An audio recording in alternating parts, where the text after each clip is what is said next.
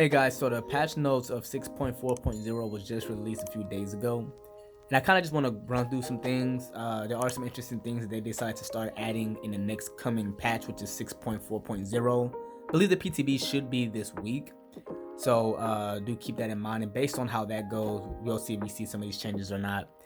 And then after I read all of these things, I will do like my evaluation and my conclusion to all of this. So if you want to stick around for that, please do that. And let me know what you guys think in the comments at the end of the video.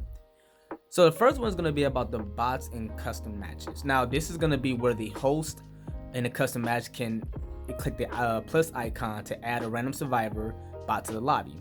Now you can either have like maybe 3 survivors that are human and like 1 bot, or 3 bots and 1 survivor. It's up to you. And this will help killers because, one, you can actually learn if it's like a new killer to the game. You can learn their perks, add-ons. You can obviously choose maps. So if it's like a new map, you can definitely practice. Or you can just have like a bot lobby, just nothing but bots. And I think that will definitely help. That way, killer won't complain, saying, "Hey man, I'm just trying to chill and practice a new killer." Because you gotta realize when we're in like a ranked match or like a live match, we don't know what you're trying to do. We don't know if you're trying to farm. We don't know if you're trying to actually play. So I think this will definitely be a great addition to the patch. Also too, they will in the next upcoming patch, not the one that's coming up, which is the 6.4.0, where they're gonna let you add the bot killer, which means that if you are a survivor and you want to practice against certain killers, you can actually do that.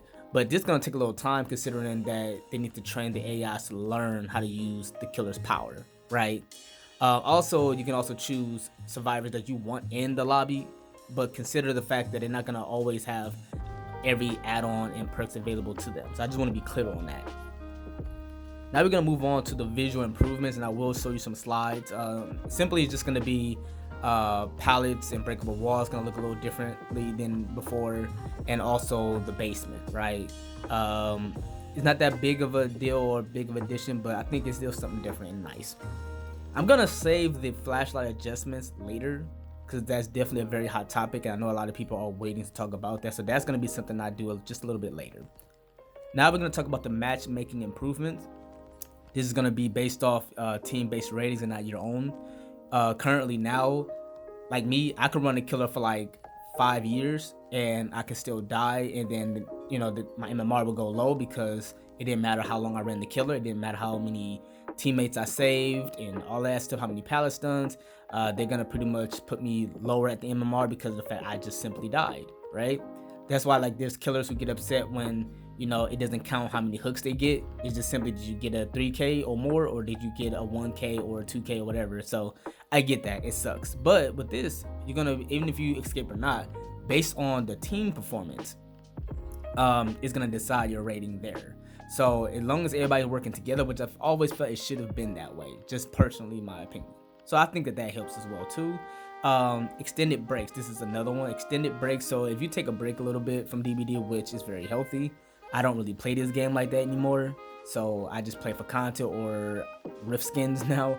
But if you take a break and you come back, it's only gonna take like a few games for them to like get you back in the swing of things. So they're not gonna just throw you in right away to the sharks. If you're a killer or survivor, they're gonna kind of make it a little bit easier for you to settle in, and then like maybe after a few games or so, they'll probably put you right back where you need to be as far as the level of play.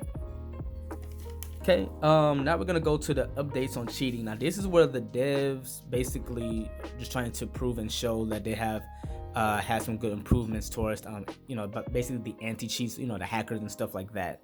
And if you are a hacker, I'm sorry, you are a bot. I just had to throw that in there. All right, so prevented cheaters from unhooking themselves, right?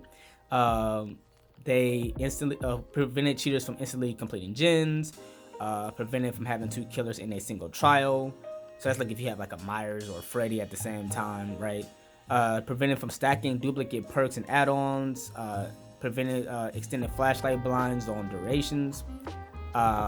Prevented reduced long lengths of matches to prevent long matches. Also prevented countermeasures to force the match to end after the in-game collapse. They added countermeasures to prevent player sniping, which I used to go through that when I used to stream back in the day. Fix an issue that could allow characters to crash the game.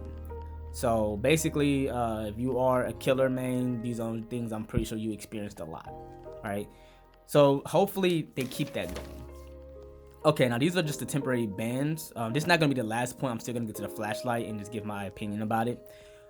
Temporary ban, it says note that these changes are separate from matchmaking bans acquired from DC from a match. So I don't think anything I'm about to read after that is gonna matter when if somebody DC, it is what it is. I think this is gonna relate if people are complaining to someone who has said something, you know, a slur or any type of complaint that you can report. I think what I'm about to read is gonna match that. Increase the time of bans. First strike is gonna be 2 days, which is 48 hours. It was 24 hours. Second is going to be 1 week ban. It was 2 days, which is 48 hours. Thirdly is going to be 1 month ban. It was a week. And then the fourth is going to be permanent, and it has always been that way. Now let's get to the flashlights. Hope you guys are still with me, right? So the flashlight adjustments. 2 updates flashlights are receiving in the 6.4.0 patch. It's going to be locker blind immunity, which means killers won't be getting blind at all when they grab a survivor out of the locker. I'm going to expand on that in a bit. And also the flashlight safe buffer, where it's going to add 0.25 seconds buffer towards the killer's pickup and animation, basically making it easier for you to get more blinds as survivors. Now here's the thing about that. Basically, this is most likely happening in a Swift. This is not happening in solo queue. So I just want people to be clear on that, because I feel like some killers or many killers think that when they lose a game or anything goes wrong, they're all in Swifts. Like it's just Swifts. Everybody's working together. Everybody has communication, and that is not the case. I 99% play solo queue, and I have yet to have ever really played with many people where they've gotten a flashlight safe from a locker. Like when the killer grabs somebody out of the locker and then they're just right there. Now I've head on stun a rando, a killer, trying to hook a rando. I just jumped in a locker and caught him there, but that's very rare, right? Considering what they have done to the flashlights, it's really hard to even get flashlight saves now. The thing is before 6.10, what was it, 6.1.0 patch, before that, it was easier to get saves because you could dead hard in front of the killer and get the save.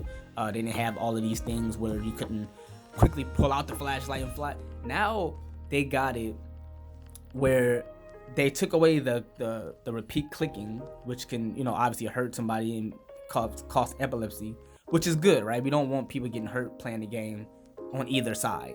But now it's feel weird to even try to bring out the flashlight. It's harder to get blinds. The aim is a little off. It's just different. So I feel like the survivors' frustration with this is they're not having fun. It's hard to get clips now to get flashlight saves, because flashlight saves, flashbangs, all of those are fun versus just sitting on the gen and just AFK, right?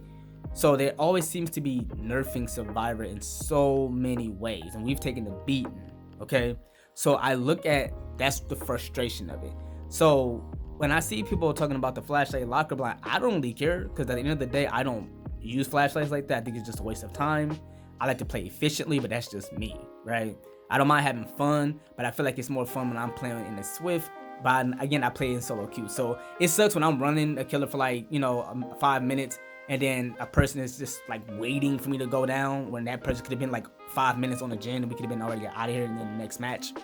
So I don't really care for flashlight nerfs that hard, but now they're adding a little delay to killer, and I think that they're trying to make it where I don't know how quick 0.25 seconds is really, but I don't know. I think the devs are trying to give survivors something, but I just think that all of these changes are making the game on fun, and this is why a lot of people aren't playing the game the way they are. I mean, think about it. Right now, we're still in the Halloween event, and which means we got like those void energy offerings where if you do a gen or what have you, you get those energies, then it helps towards the 100% blood point bonus. We're still now in the blood hunt, which gives us ×2 blood points, right? Just for playing the game. And we are still mostly throughout the day having the blood point matchmaking incentive for Survivor. That should tell you that people are not really having fun playing DBD, and the devs still feel like they need this, right? So it's just weird, and I just feel like when they continuously nerf things and not making it fun, and then buffing killer and chase and all that stuff, that's the only thing that irritates me is the buffing mechanic. It's just the weirdest thing to me. I mean, you already got Bloodlust. They're reworking the maps. RPD, East Wing, West Wing is trash. Like the loops are very skinny, and you know, it's just so weird to me. So I don't, not, and they even Auto Haven, like some parts of the Auto Haven maps is just trash right now. It's like these new tiles that doesn't even make sense. So to me, I don't know. I'm just giving my thoughts. I will have the patch notes in the description, and the PTB should be this week, if not early next week. So yeah, hope you guys enjoyed the video. I know it's a little long, but I had to get through it. And yeah, if nothing else, subscribe to the channel and have a safe day. And peace.